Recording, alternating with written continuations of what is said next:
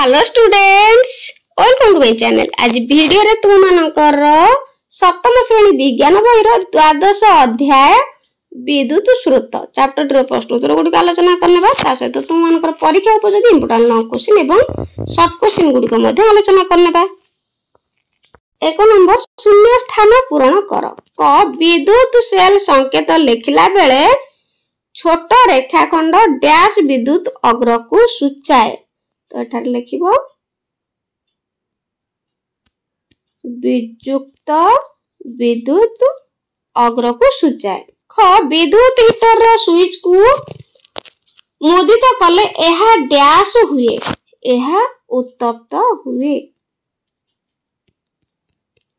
ग दुई बा ततोधिक विद्युत सेल संयुक्त हेले ताहाकू डैश कुहा जाए। ताहाकू मन रखियो पिला माने बैटरी कुहा जाए। तो शॉर्ट क्वेश्चन गुडी को बहुत इंपोर्टेंट, प्राय सब गुडी को मन रखिबो। घ विद्युत केटली रो डैश अंशटी विद्युत स्रोत प्रवाहित हेले उत्तप्त हुए। तो यह कॉइल थिबा अंशटी विद्युत स्रोत प्रवाहित हेले उत्तप्त हुए। 2 नंबर भूल थिले संशोधन कर। क विद्युत परिपथ रे अधिक मात्रा विद्युत स्रोत प्रवाहित हेले फ्यूज तारटी सेही परि रही थाए। तो उत्तर विद्युत परिपथ रे अधिक मात्रा विद्युत स्रोत प्रवाहित हेले फ्यूज तारटी तरळी जाई छिंडी जाए। खरे गोटिए काठ स्क्रू उपरे रोधित विद्युत तार गुडाई विद्युत स्रोत प्रवाहित कले ताहा लुहा खंड को आकर्षण करिवो। ख तार उत्तर हेउची गोटिए धातव स्क्रू उपरे रोधित विद्युत तार गुडाई विद्युत स्रोत प्रवाहित कले ताहा लुहा खंड को आकर्षण करिवो। ग बैटरी रो गोटिए विद्युत सेल रो युक्त विद्युत अग्र अन्य सेल रो युक्त विद्युत अग्र सह संयुक्त होई थाए। उत्तर बैटरी रो गोटिए विद्युत सेल रो युक्त विद्युत अग्र अन्य सेल रो वियुक्त विद्युत अग्र सह संयुक्त होई थाए। घ विद्युत सेल रो संकेत रे बड़ गारटी वियुक्त विद्युत अग्र दर्शाई थाए। तो यार उत्तर हेबो विद्युत सेल रो संकेत रो बड़ गारटी युक्त विद्युत अग्र दर्शाई थाए। 3 नंबर निम्न विद्युत अंश गुडिकर संकेत लेख।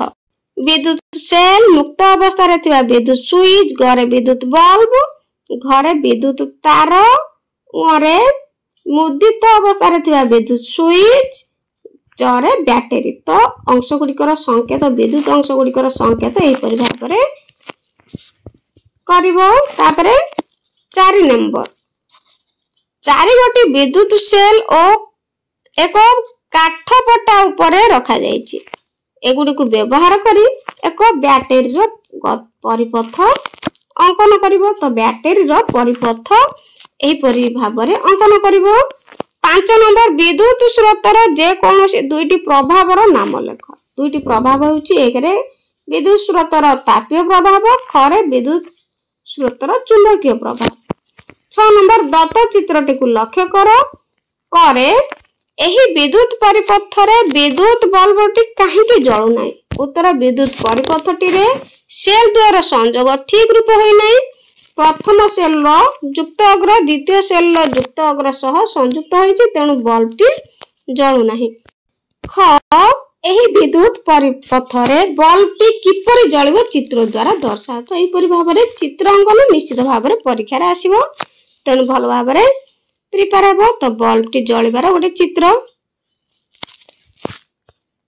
7 नंबर फ्यूज तार रो धर्म कोन हेबा आवश्यक। उत्तर फ्यूज तारटी आवश्यकता अनुसार मोटे विशिष्ट हेबा आवश्यक, घरे एहार गलनांक कम हेबा आवश्यक, घरे एहा विद्युत ताप सुपरिवाही हेबा आवश्यक, घरे एहा मध्य दे विद्युत प्रवाहित हेले सहजरे तरळी जाउतिबा एवं एहा मिश्र धातु तयारी होतिबा आवश्यक।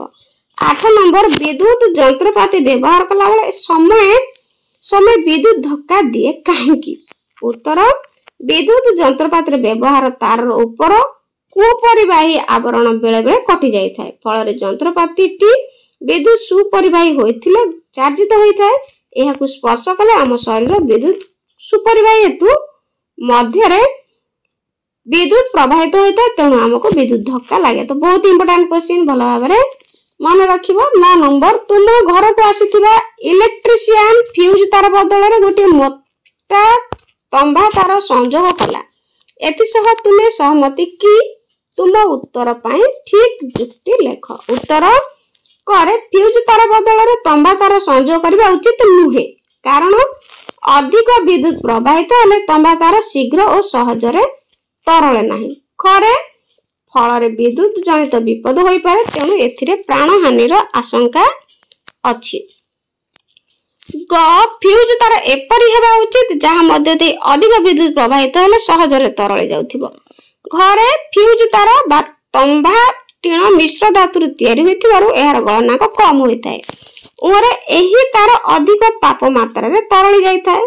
चरे एहा फल विद्युत परिपथ विच्छिन्न होई जाय एवं वैद्युतिक यंत्रपाति नष्ट होबार रक्षा पाई था। 10 रे दुईटी 1.5 वोल्ट रो सेल गोटे बिजुली बत्ती और गोटे स्विच व्यवहार करी 4 गोटी विद्युत परिपथ तले अंका जाइछि। तो सेगुडी को अनुध्यान करो एवं प्रत्येक क्षेत्र रे स्विच मुदित और मुक्त कले बिजुली बत्तीर कोन हेबो लेख।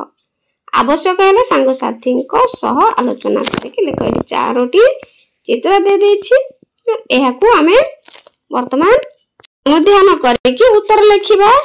तो उत्तर क चित्र रे स्विच टी मुदित कले सेल द्वार प्लस सेल एकत्र थिबारु बल्ब जळिबो नाही।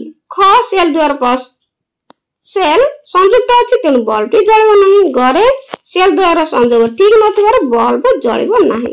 घरे प्रथम सेल युक्त मेरु द्वितीय सेल वियुक्त मेरु संयुक्त होइछि, तेणु ए क्षेत्र रे बल्ब जळिबो नाही। तो पिला माने वीडियो टी केमति लागला कमेंट निश्चित जणाइबो। भल भाबरे मन देकी पाठ पढिबो। Thank you.